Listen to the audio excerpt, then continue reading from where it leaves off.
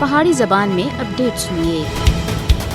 Control line دے دوئیں طرفیں اور دنیا پار وچ رہنے والے کشمیری آج 27 اکتوبر کو یوم سیاہ دے طور دے منا رہے ہیں، جس کا مقصد عالمی برادری کو یہ پیغام دینا ہے کہ بھارت سن کشمیریوں دی خواہشات کے برخلاف جموں کشمیر دے اتنے قبضہ کر رکھیا ہوا ہے اور انہاں کو انہاں دا ناقابل تنسیق حق خود ارادیت دینے تھی مسلسل انکار کر رہا ہے۔ 27 اکتوبر او دن ہے جد بھارت سن کشمیریوں دی امیداں دے خلاف جموں کشمیر وچ اپنی فوجاں لاڑیاں۔ 27 اکتوبر 1947 کو بھارت سن تقسیم برصغیر دے منصوبے دی کھلم کھلی خلاف ورزی کردیا ہویا جموں کشمیر دے اتنے قبضہ کیتا، جس کو کشمیری عوام یوم سیاہ اور سوگ دے دن دے طور دے اتنے مناندے ہیں۔ آج بھی مقبوضہ کشمیر میں مکمل ہڑتال اور لال چوک سری نگر دی طرف مارچ کیتا جا رہا ہے۔ ہڑتال دی کال کل جماعتی حریت کانفرنس میر واعظ عمر فاروق کی سرپرستی وچ قائم حریت فورم اور دوئی آزادی پسند تنظیماں سن دتی سی، جد کہ یوم سیاہ دے موقع دے اتنے دنیا پار دے کئی ممالک دے دار الحکومتاں وچ احتجاجی ریلیاں، سیمینارز اور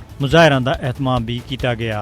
پاکستانی قوم اپنے کشمیری بھائیاں دے نال اظہار یکجہتی دے واسطے 27 اکتوبر کو یوم سیاہ دے طور دے اتنے مناندی ہے۔ یوتھ پارلیمنٹ آف پاکستان وزارت خارجہ دے تعاون تھی آج ایک دستاویزی نغمہ جاری کیتا گیا جڑا مقبوضہ جموں کشمیر وچ پچھلے 70 سالاں تھے جاری انسانی حقوق دی خلاف ورزیاں دے تے مبنی آسا۔ صدر پاکستان عارف علوی اور سن یوم سیاہ دے موقع دے تے آخیا ہے کہ 27 اکتوبر 1947 کو بھارت سن جموں کشمیر دے تے غیر قانونی طور دے تے قبضہ کیتا سا۔ 7 دہائیاں وچ بھارت سن کشمیری عوام کو بدترین ریاستی دہشت گردی دا نشانہ بنایا، مگر اس کے باوجود کشمیریاں دا عزم توڑنے وچ وہ ناکام رہا ہے۔ پاکستان کشمیریاں دی اس وقت تک حمایت جاری رکھی جد تک وہ بھارتی تسلط تے آزادی حاصل نہیں کر کندے۔ اس سال بھی یوم سیاہ منانے دا مقصد عالمی برادری دی توجہ مقبوضہ جموں کشمیر وچ ہونے والے انسانی حقوق دے مظالم دے تے کروانی ہے۔ اقوام متحدہ اور دوسرے عالمی فورماں دا فرض ہے کہ وہ کشمیریوں کو مودی دے جہریت تھی